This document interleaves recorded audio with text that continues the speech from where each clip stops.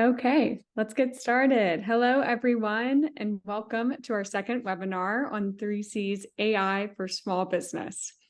Today, we will learn actionable tips and tricks for utilizing AI to boost your brand's growth and streamline your operations, all while maintaining your company's unique, authentic voice. Today's presentation will be led by Phil Palin, who is a brand and social media strategist with an expertise in AI for small businesses. As a brand strategist, Phil has advised hundreds of brands from over 30 countries, including a shark on Shark Tank, a Nobel Peace Prize winner, politicians, and some of the most important names in entertainment. A digital nomad and globetrotter, Phil has delivered speeches on 5 different continents and frequently appears as an expert contributor in media outlets around the world, including CNN, Access Hollywood, and the Daily Mail. We hope this workshop is your gateway to unlocking the potential of artificial intelligence. During today's conversation, please feel free to drop any questions you have in the Q&A feature, and we will make sure to answer them after the presentation. So without further ado, I will pass it over to you, Phil. Catherine, thank you for that wonderful intro. Hi, new friends. I'm so happy to be here with you. Connected Commerce Council. This is an incredible little group. Well, not little. I know you guys are big.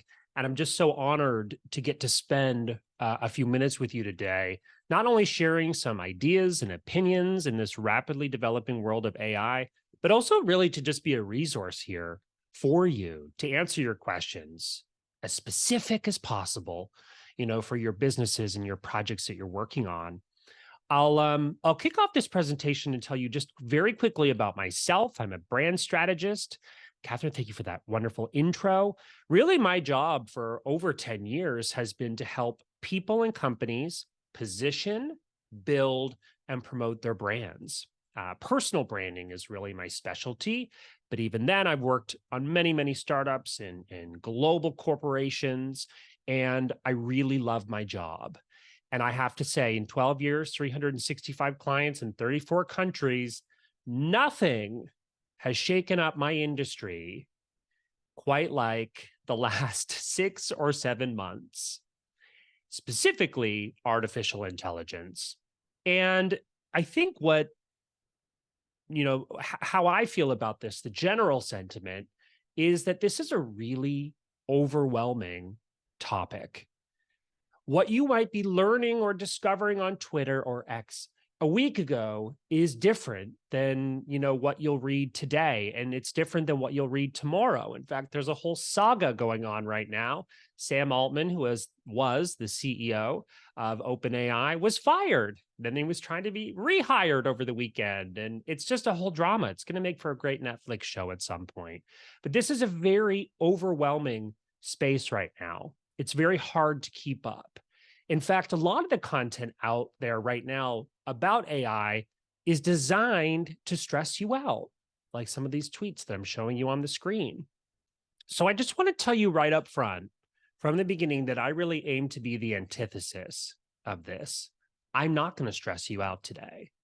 I'm not going to tell you that you're behind if AI isn't something that you've mastered or even begin to understand to be able to apply to your brands, into your business. So day to day, as I mentioned, I work with clients all over the world, helping them do 3 things: position their brand, build something to show for it, and promote themselves. And generally, and I'll go into details on why, I'm feeling really optimistic about AI in the way that it can help us, busy entrepreneurs and small business owners that already have a lot on their to-do list. That's what I call my adult job, working as a brand strategist. My fun job, well, actually, I should say first, this is a photo of me. How long ago? This was 12 years ago with some funky hair. I was a student here in Orlando at Full Sail University. By the way, pop in the chat. I can't see it yet, but I'm going to see it during the question period. Pop in the chat where you guys are joining us from. I'm so curious to see where you are in the US or even in the world. Pop your answers into the chat right now if you're here live with us, so that I can go back and check that out after. So this is a photo of me when I was almost a grad at Full Sail University in Central Florida, actually right around the corner from where I live right now. My partner is studying there. And I'll tell you what, the time that I was graduating, the brand new technology was social media. And it was this thing that all of these people, and especially brands, were trying to figure out, how do I crack the code on this? And it's a long story, so I'm going to tell you the very short version of it. You can Google my name with Charlie Sheen's name and read the rest of it. But I was applying for a lot of jobs here in the US, to try to stay in the country. And long story short, I made it from 90,000 people to the top 50 in Charlie Sheen's social media internship competition. And so that really began my career. I went out to LA, even though I didn't win the internship. Through some introductions, I got an opportunity to intern for Ryan Seacrest. I generated a ton of media coverage before I even started the internship, and they fired me before I started for generating too much media that they didn't control. And so that was my warm welcome to Los Angeles. But it was really the first moment where I thought, social media is incredibly powerful. This is something that I want to help brands, people, especially in small businesses, harness in the future. And so social media has played a huge, developing strategy for my clients has been a huge part of my work for the last decade. But I bring this story up now to not only give you context for who I am and why I might be qualified to give you some advice today, but I bring it up because I don't think anything has shaken up our industry, our workflow, our productivity in the last decade quite like this moment in time. But even more than social media, I think AI is even more overwhelming to understand and to apply because there's so much nonsense online. And that's what I'm really aiming to help you with today. Here's a photo of me with a lot grayer hair than 2011. I mentioned to you what I call my adult job, which is owning a branding agency. My fun job, I work as a part-time content creator. For the last 3 years, really, it was my pre-pandemic project. I thought it would be fun to post videos. I love speaking. I love doing virtual events like this. And I thought, well, maybe I should do this in the form of video content creation, and quickly found my niche in recommending tools and software for my people, which are small business owners, individuals, personal brands. And in doing so, I've had a lot of companies, software companies and products and tools, particularly in the AI space, partner with me to create content for their brands. So even though AI feels relatively new, a lot of the big players in AI are brands I've already partnered with to create tutorial videos and review videos. And that's been a lot of fun. So what I like to say as a disclaimer at the beginning as well is that I will paint a picture, a very optimistic picture about AI, because I'm very excited about the ways in which we can use it. But that doesn't mean it's perfect and without, exempt from criticism. So we've already seen some significant impacts that AI has had on everyday life. Take the writer's strike, for example, that thankfully is resolved. But a huge driver of this was AI, was AI challenging, jobs and livelihoods of creatives, particularly in this case, actors and writers. So I don't say that it's perfect. I'm not here to have an ethical debate because, I do have concerns about AI, but overall I'm optimistic about this, and I'll back that claim up today. I'll also give you some resources with ethics in mind. I've already done a lot of pre-screening for you. I'll highlight some of the really important, organizations that are driving ethical use of AI today. And so I'd like to mention that up front. Very excited to be here with you. So I have a download notes that I prepared for you. They look like this. They're at philpallen.co/3-C. Okay. I also know that this wonderful group is going to distribute these for you, so you'll be able to get these notes. They a lot of times people ask for my slides, but I normally don't circulate my slides because it's a lot of video.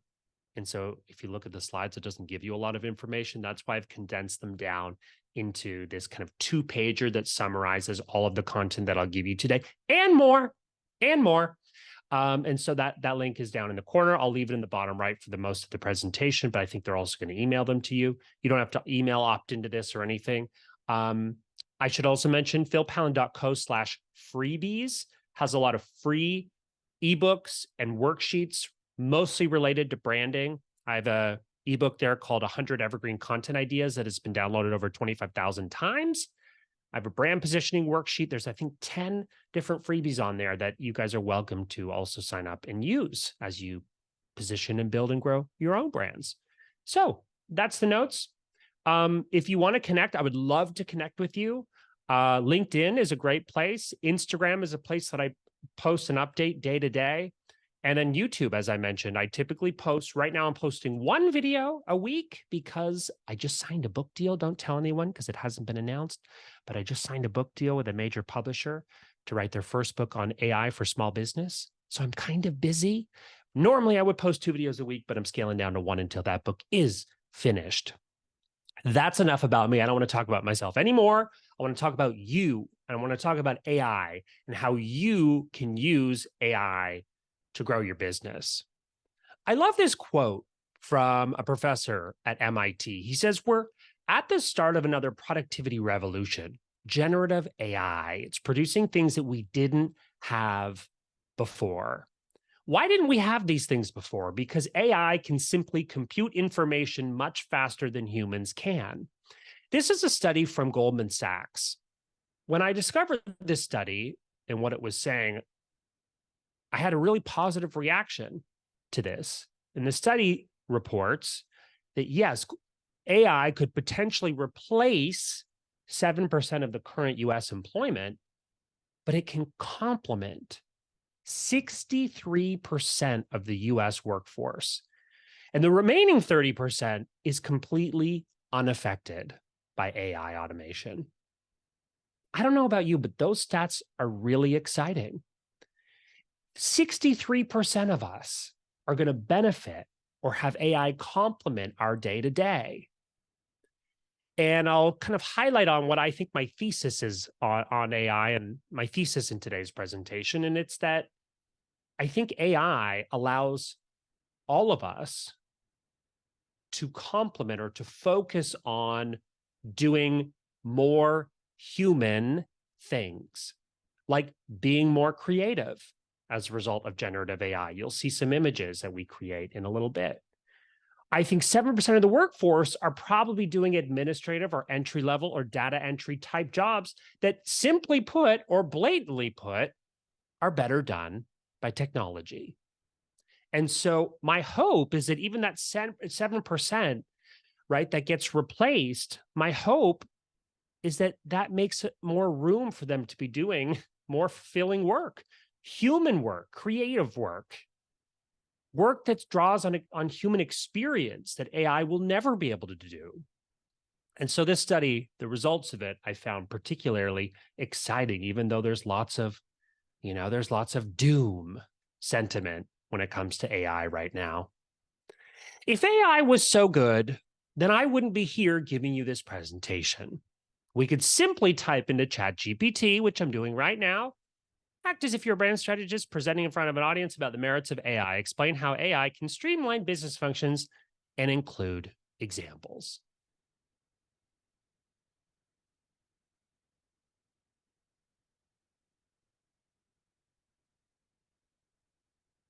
So yeah, it's pretty impressive. It is pretty impressive in terms of what it can show us, what it can do. But fret not. I'm still going to have a job. Certainly, ChatGPT can do some amazing things related to brand positioning, even, summarizing a brand in a sentence, and many, many other things. But if anything, this technology is going to allow me to focus on fulfilling the responsibilities and the duties that only humans can do, and humans do better. And I'm happy to discuss this in more detail as it relates to your own career, if this is something you're scared of.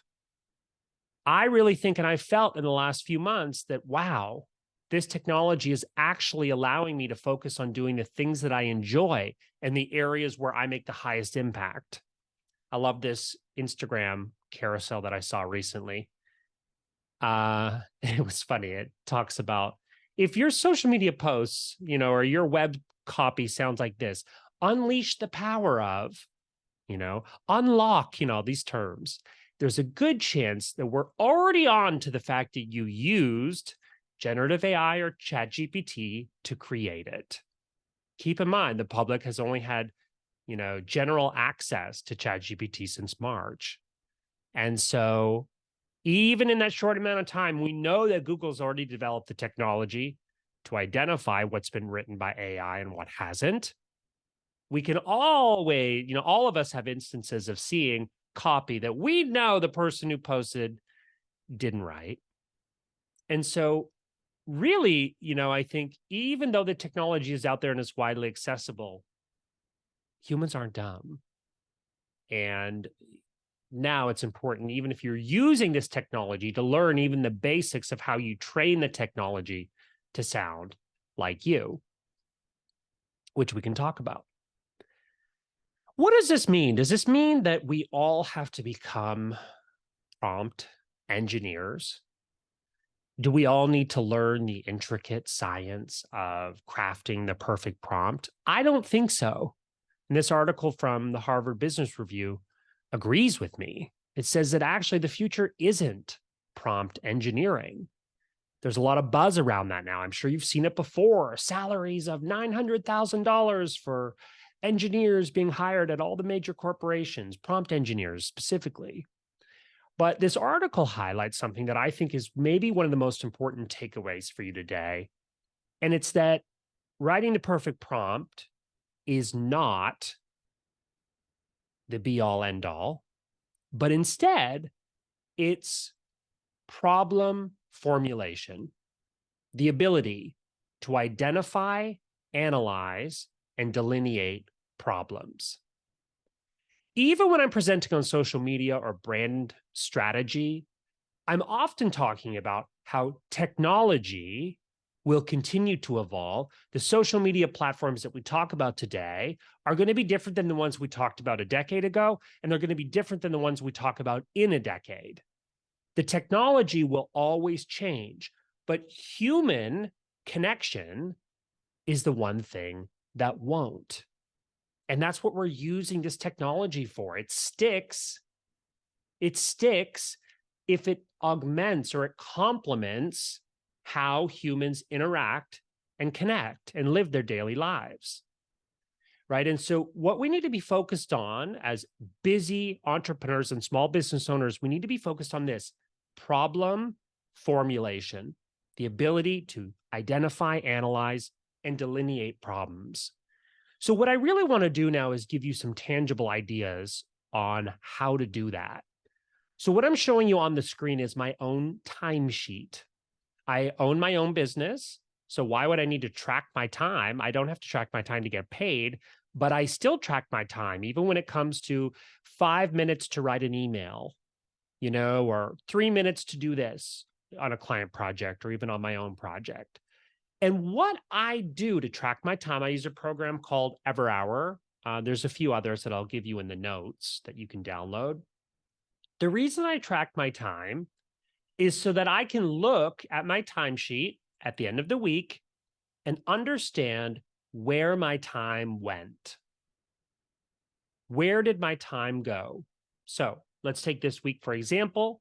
I spent 5 hours developing a presentation for a speaking engagement. That is a good use of my time. I am the thought leader in this space that's been hired to deliver a presentation. So you know what? That's a good use of my time. That's where I'm making high impact in my business. Second one, working on a course, scripting a course, video content. That's a huge part of my job day to day. That's definitely a good use of my time. The third thing, reply to sponsored content partnerships. I love creating content. I love partnering with brands. One of the things I don't love is replying to all the emails from all the apps and tools that find me on YouTube. They know that if they hire me, they're going to get I can't guarantee that a video will go viral, by the way, but they know that if they hire me, they're going to get a well-produced video that hopefully communicates their product, and is honest. Those are things that are important to me. But replying to the emails that look like this is extremely time consuming. And I only know that because I tracked my time. This is a perfect example of an email that I got. Phil, we want you to join our affiliate program. I don't have time for affiliate, purely affiliate deals. So watch me on screen.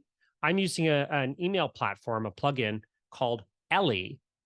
I put in some context there, clicked not interested, and in less than 10 seconds, it wrote an email for me, personalized, individualized for Peter, who I don't know. And that just saved me a ton of time when you add up all of those individual emails that I have to write. That's an example of how, through tracking my time, I was able to either delegate a responsibility to someone else on my team, or better yet, automate. Right? I see AI really synonymous with productivity. And that's what excites me about this particular moment in time for you. When I reflect on the last few months, I was mentioning to the organizers, Shanti and Catherine, I was mentioning to them that I feel a little worn down after traveling to Mexico and Canada last week, but I'm so grateful for the opportunities to be able to speak on this and share this information. But I really feel like I've worked more in 3 months than I've worked in a decade in terms of not only presenting and sharing these ideas, but also trying to stay on top of everything. I literally feel physically exhausted because it's just a lot of work and it's developing very quickly. When I reflect on the last few months, when I reflect on that first moment where AI made a significant difference in my business, it actually has nothing to do with text generation. For me, it was image-based. It was my client, Carrie, that said, Phil, I don't like the red brick background of these photos from our photo shoot. Can you change that? I certainly can. That was the day that Generative Fill launched in Photoshop. And rather than having to order a reshoot with the photographer and at the client's expense, which would be thousands of dollars, I was able to change the background of her photo that's now on the homepage of her website in about 30 seconds. That is the first of many instances in my business lately where AI has made a really significant, meaningful difference. Now, you're going to start to notice AI features pop up in almost every single tool, software, platform that you use. Now, are some of these gimmicks? Yes.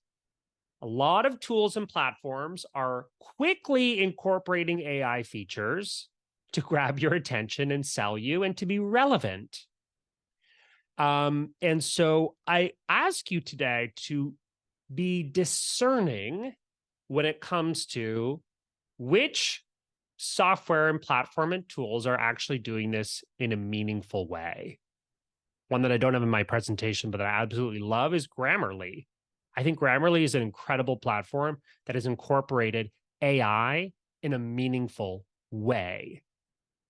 Adobe is another, obviously a very well-known company and brand. I've had the pleasure of working with them for years, even pre, AI stuff. But Adobe has done something very unique in the AI world. Unlike Canva and other tools that have basically licensed other people's technology, that has developed faster than even the law has developed. And so there's lots of lawsuits right now related to generative AI text and image creation. What I like about what Adobe has done is, rather than relying on other people's technology, they've built everything in-house on fully licensed material, which obviously then sidesteps ethical and legal gray areas of training AI.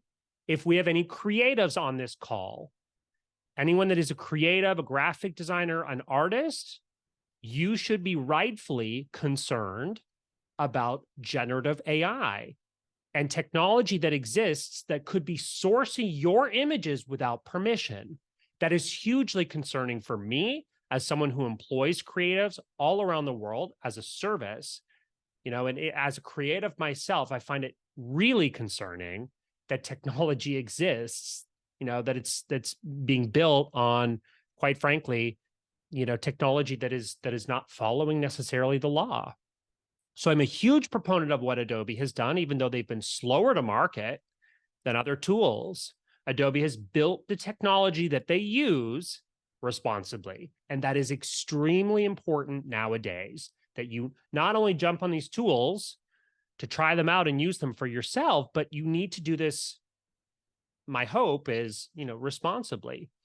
So there's an organization called the Content Authenticity Initiative. I think this is quickly becoming the governing, authority, if you will, on transparency on the use of AI. This was actually created years ago by Adobe, but many, many brands. I've been working as a content creator for almost 4 years, and I've worked with almost 100 brands in that time. Big ones in the AI space, like Synthesia. I was one of their first affiliates. And Synthesia, when I questioned them on the ethics of their platform before committing to a partnership, they said, Phil, yes, we know this is important. We're part of something called the CAI, the Content Authenticity Initiative, which at the time 800 organizations were a part of, now over 2,000. Media companies, all the big media companies and names.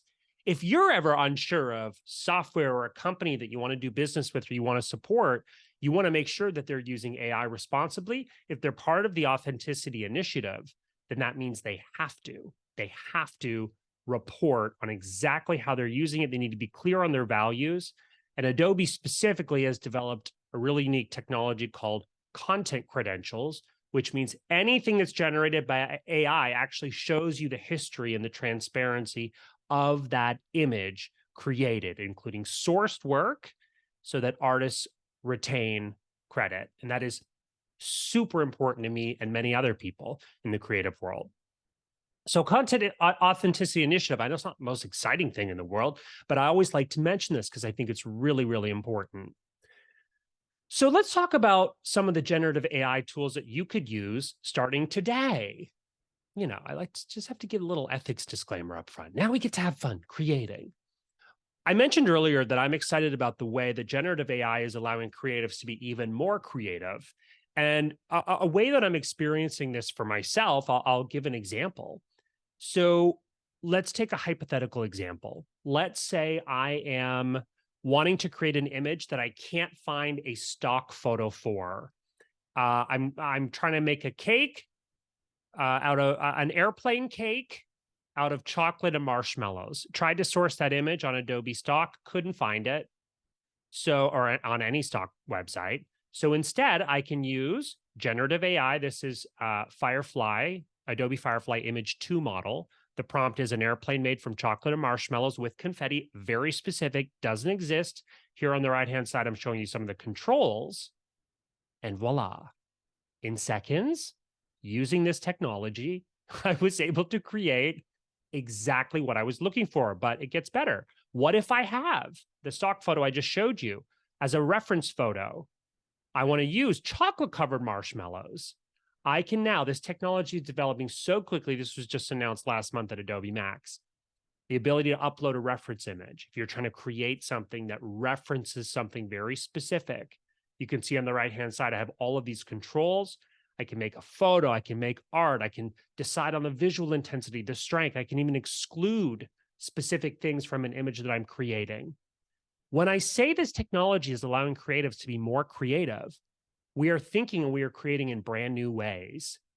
Where we used to just be limited to source a stock photo if it wasn't something that we were going to hire a professional to shoot, and have to make the cake or whatever it was that we're creating. Now we can actually create this with generative AI. And that is mind-blowing when we think about images for marketing, think about blog post images, think about Instagram carousels, LinkedIn posts. It's wild what we have available to us. And now giving us the opportunity to really exercise our creativity in an amazing way. This is specifically showcasing Firefly Image 2 model, which is still in beta, which means these images are not available yet for commercial use. Another disclaimer that I have to give. However, Firefly Image 1, which is integrated right now with Adobe Express, or you could go to Adobe Firefly, so firefly.adobe.com. Image 1, you can use for commercial use. So you could create an image there and use it for commercial use. And it could be a poster, an invitation, a mailer, an online graphic, anything. And it is free, is commercially free for you to use. So I mentioned Adobe Express, which is a platform that I'm a huge believer in. I've been an ambassador of this program for many, many years, because I really love this tool for creating standout content quickly. TikTok videos, Instagram Reels, Instagram Stories, Facebook, YouTube thumbnails, videos even, flyers, all kinds of things. Now, they've got AI integrated in the platform. There are also something called quick actions, so the ability to remove background, resize image, caption videos, convert GIFs, convert to MP4s, all kinds of quick, literally quick actions, as well as beautiful templates, hundreds of thousands of templates. By the way, a reason I promote this is that it's free. If you already have a Creative Cloud subscription, then you have Adobe Express Premium, which is a subscription, cheaper than Canva.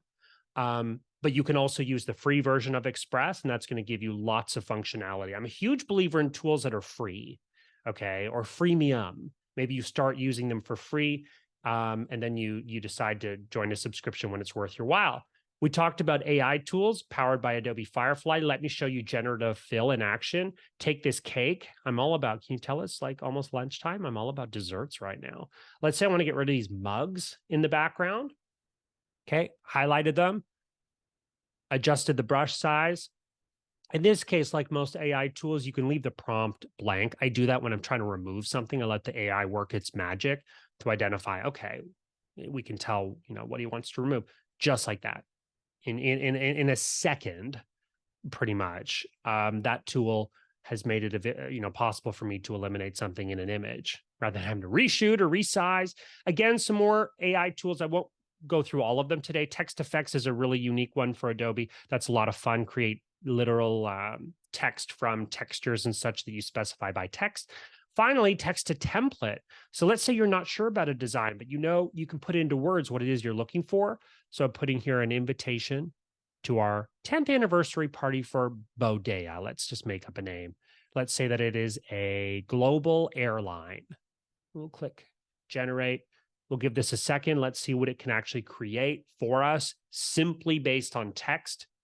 Really cool because, you could apply your brand colors and fonts later on. They're super easy to do that in Express. Again, this is really just to kind of create a design that gets us started. Have a look at that. It's a runway. We've got a few different plane inspired designs here, some that are less obvious. Just an example of how this technology is developing so quickly. That's text to template in Adobe Express, which is my favorite platform for creating standout content. What if you're like, I don't even know what to type into ChatGPT? I bet that you type things into Google without even thinking twice, don't you? Here's an example of when I needed to Google something and I didn't even think about going to ChatGPT because honestly, even me, I'm still training my mind to open ChatGPT versus Google. So one of the great ways that I've started to train my brain on the capabilities of ChatGPT is by using a plugin called Web ChatGPT that has a few merits, but one of my favorites is that when you install this as a Google Chrome extension, it will display ChatGPT on the right-hand side of your Google searches, and it will even show you what that search that you put into Google would look like if you put it into ChatGPT. Now, I was trying to uninstall Frame.io because I was using it for a specific project that ended. And so it wouldn't let me uninstall the software or close my account until I deleted my archival storage. I was like, I don't even know what that means. So I typed it into Google because that's what we do. And have a look. The first 4 results are sponsored garbage. Literally not what I'm looking for. And yet look over on ChatGPT. It gives me a quick search summary using Web ChatGPT, the plugin, gives me a summary of where it's pulling this information and quick links if I need to go learn more. And it's telling me step by step on exactly how to do what I am asking Google for. Google fails to give me the steps, and yet ChatGPT, which at the time I didn't even think about going to, tells me exactly what I need to do to get the answer that I'm looking for. So if you are trying to train your brain on what ChatGPT can do, Web ChatGPT is an awesome resource. It is free. Okay. It also gives you access to ChatGPT, but also Claude, Bard, and Bing Chat, which are less talked about, but arguably in some cases better than ChatGPT when it comes to certain things. I still use ChatGPT the most. That still kind of dominates the dialogue around generative AI for text. But Claude is a really beautiful, simple interface. Bard is great for programmers and generating code, typically better than ChatGPT. And Bing Chat, I have not experimented with quite as much, but there are people that love it. So that is Web ChatGPT. Not only does it, connect ChatGPT to the internet, it gives you the ability to jump between those 4 different versions quickly. I love that it displays it, side by side with a Google search, and it will start to train your brain on what generative AI for text can do. One more example of a tool that I think you'll like. This is Keywords Everywhere. It's a tool that I've been using for years for SEO, trying to decide on keywords for clients and for my own website. Keywords Everywhere is a really awesome, they've got an awesome plugin specifically for ChatGPT. So it will give you the ability to use their templates for things like copywriting, marketing, SEO. Here I'm just giving an example. We can write a blog, and then I can choose the template. And look how long and detailed the prompt is that it will give you. Remember, ChatGPT may hallucinate data, which means presenting real data as false, or false data as real. It's another disclaimer we got to give you, is that certainly one of the big problems with generative AI right now is it's the chance that it can actually present information that's wrong as accurate, right? Very important to know. But I like this tool because it writes very detailed prompts for you based on what you're trying to do with it. And so not only is this a useful tool in terms of getting a good output, because a good output is based, is only possible on a good input. I love this tool because it also teaches you how to write better prompts. Okay. So that's called Keywords Everywhere.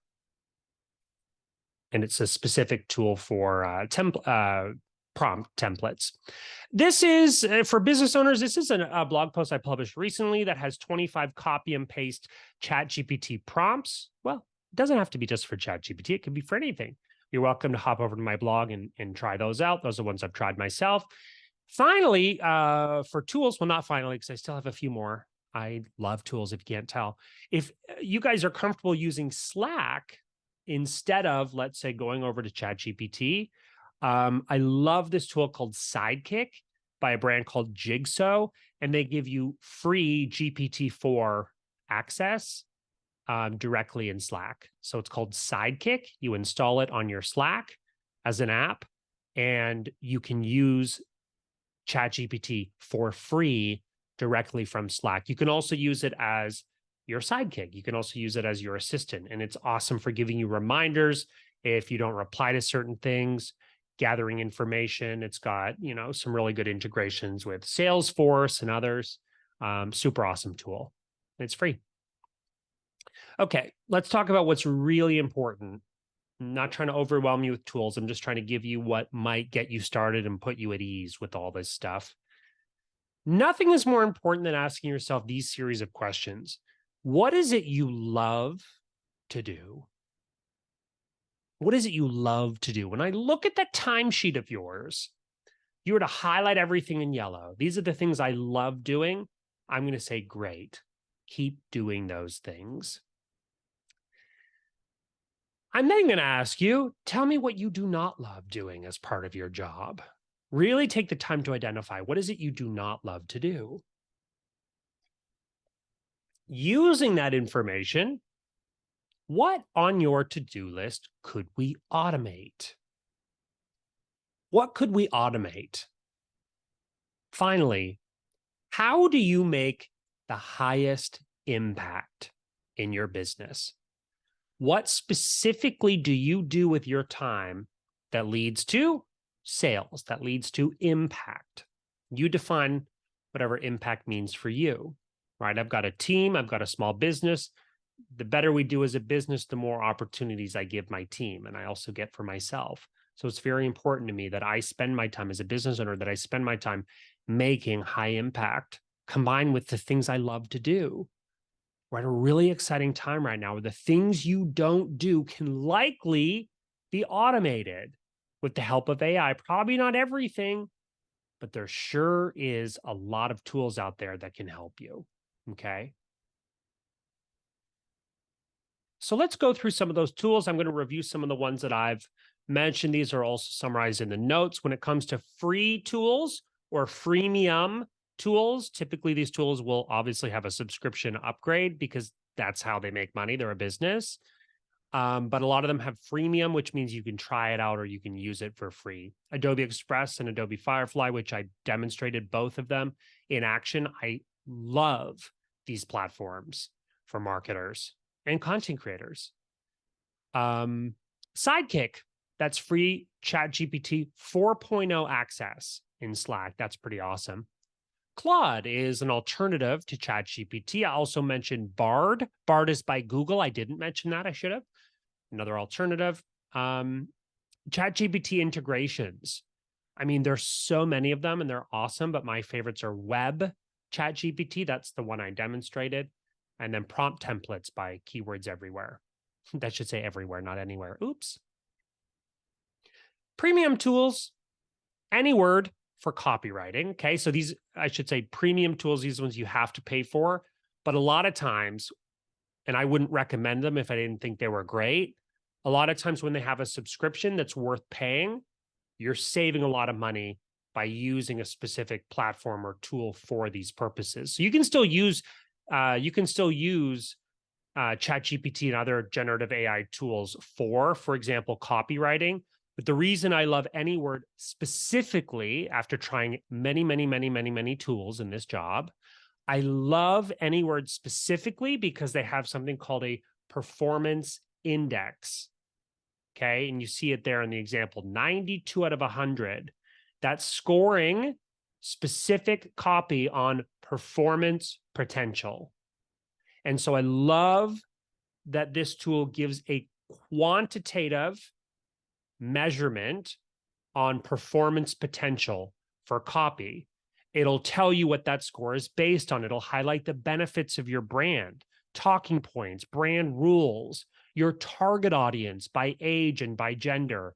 It's incredible. This tool is amazing if you care about data and you actually want to look at numbers related to the performance potential of copy. That is AnyWord. Big fan right here of that tool. Synthesia is another tool that I absolutely love, and we've been working with this brand for years. Synthesia is a tool for creating avatars, so video generation from text. And if you want to take it a step further, obviously, I think most people use this tool to generate literally talking head videos solely based on text. You can choose from their avatars, or if you want to take it a step further, you can actually work with the brand and create your own avatar, which I've done a few times. It's super, super cool. In this case, you can see quickly on the screen, that's me, and I can actually animate me with text that I type in, which is perfect if I'm like feeling under the weather or I'm creating courses and I want to scale them. You know, personalization, sales, there's all different kinds of applications for this tool. It's super, super fun. Okay, some others. I'll go quicker. Sessions is my favorite AI tool. That's a Zoom alternative. Sessions is really amazing in how they've incorporated their AI integrations for doing polling. Rather than having to like share your screen, Sessions actually creates it's not even a screen share, but it's totally interactive. So you could be working together in Google Slides or Google Docs, for example, within the platform without having to actually share your screen or click to another browser window. It's all inclusive. It's just a really, really great platform or software if you're looking for a Zoom alternative that, again, integrates AI in meaningful ways. Memento.fm, this is such a cool one that I discovered recently. If you ever have landscape or horizontal video, let's say you've got, for example, what I'm showing on screen is like an hour keynote that I delivered that I wanted to cut up into Instagram shorts or TikTok videos, but I keep putting that off on my to-do list because it's just like this colossal task, right? Having to sit, first of all, watch myself. I'm like, ew. I love this tool because it actually, all you do is paste in the URL and it will identify the most viral moments of your content and identify those as short. So in this case, from a 1-minute video or a 50-minute presentation, it found 23 perfect moments for, short vertical video. And then it'll also divide it into segments. You can add titles, you can, edit it within the platform, but it transcribes it. It allows you to edit based on text. It allows you to do so many things and keep it simple, which I love, right? So many of these tools like overcomplicate things. This is Memento.fm. I'm a huge fan of this tool and I've been using it a lot recently. Another one that I love, if any of you are doing paid social media, I mean, we know that AI is incredibly powerful when it comes to synthesizing and processing data, which it does better than humans.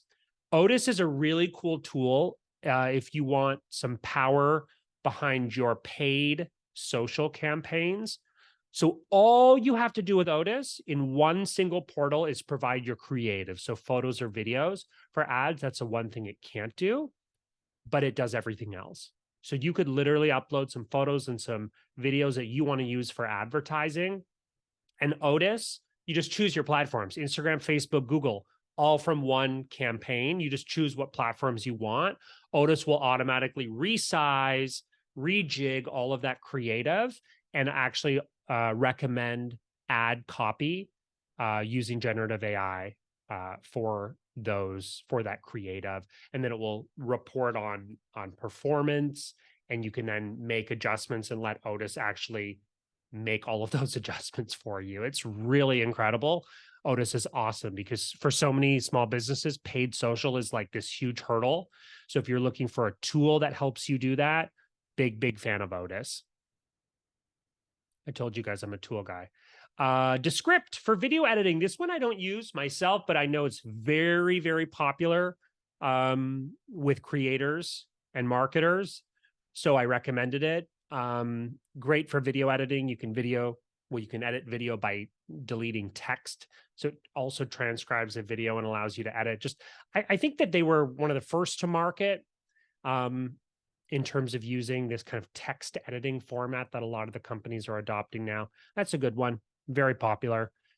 You guys might be like, well, is there an AI tool for my business?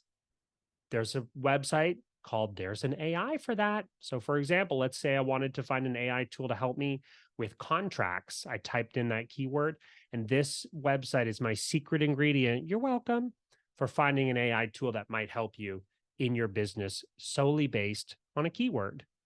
There's an AI for that.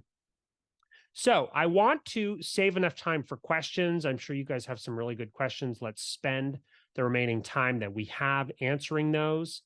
A reminder that the notes for this presentation are available for download. Catherine and Shanti and team, Rob and all the other wonderful people at this group, I know you guys are going to circulate those. They're also available for download in a single click. Let's get to some of your questions. Wow, Phil, thank you so much. That was such a fabulous presentation and so many incredible tools that I think can help all the different types of businesses that are on this call. So we really appreciate that. You're welcome. You really nailed it with, as a small business owner, you wear so many hats, and some of those hats you probably want to wear less of. Yeah, And that's well put. Yeah, it's what's so exciting about AI for small business owners. It can allow you to do more of what you love and work more efficiently on the things that you don't. So we have some great follow-up questions. Let's just dive right in for the sake of time. Let's. Um, in your web chat GPT plugin demo, does it use the newest version of chat GPT? Good question. I believe that's a really good question. I kind of take that for granted because I use the latest version of ChatGPT. So I've only ever used it on my account or told clients to use it on their account. So my belief is that it uses whatever ChatGPT account you have access to. So there's a free ChatGPT version, which can sometimes be a little more limited based on, rather than paying the $20 premium ChatGPT 4.0 access. I pay for it because for me, $20 a month is worth it for what it can do for me. Become really important as a little sidekick, as a little tool. So yeah, I would say web chat GPT, that's going to sync with whatever chat GPT account you have. If it's not something you want to pay for yet, my recommendation, and you use Slack, especially if you use Slack, my recommendation would be to use Sidekick by Jigsaw. That gives you free chat GPT 4.0 access. And if you find you're using it and you really love it and you want to have it side by side with your Google searches, then you can use web chat GPT either on the free plan, or it will be better, obviously, if you're paying for it. That's how a lot of these software companies work. Great. Absolutely. And then another kind of technical question. So you showed that you were using Photoshop for your imaging. What version were you using? Yeah, good question. At the time that I recorded this and put it into my presentation, I was using Photoshop Beta.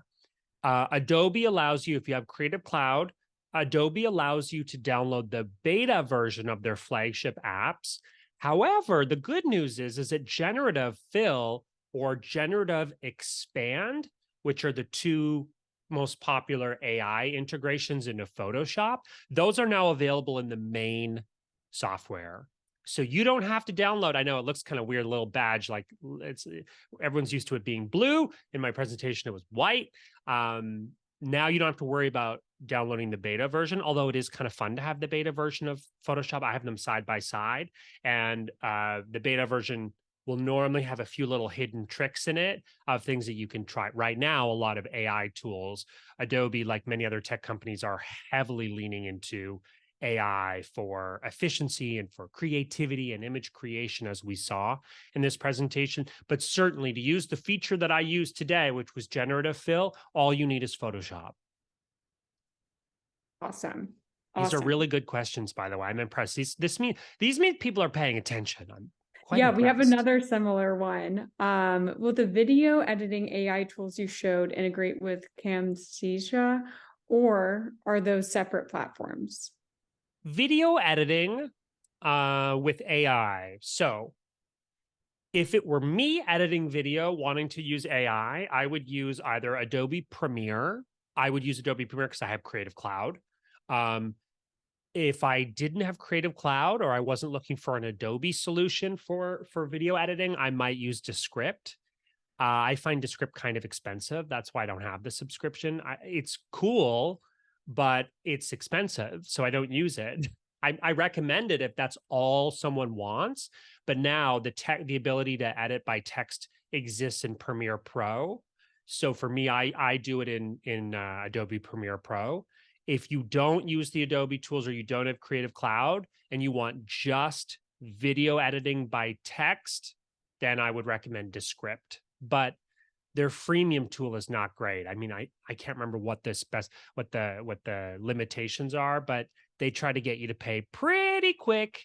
That's why I didn't include it as a free tool. I included it as a premium tool because it is freemium, but barely. That's really good insight because it can be, it's hard to know which tool to put your money in up front.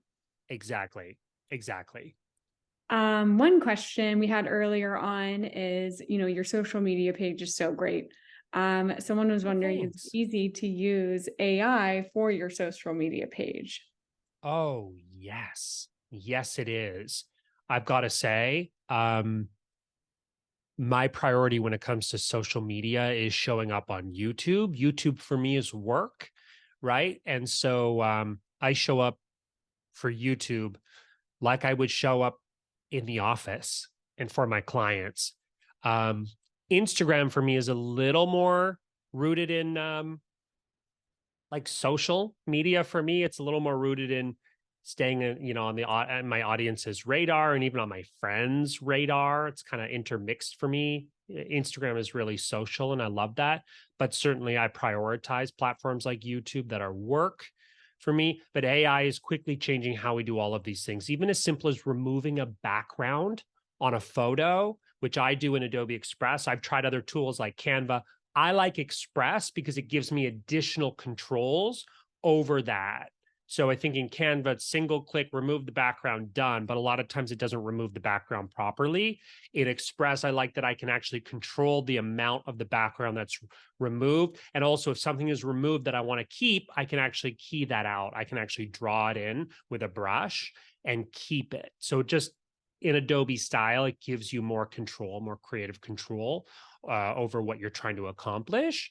But yeah, I mean, all this stuff is quickly changing social media. I would add on to that and say, make sure you set yourself up for success.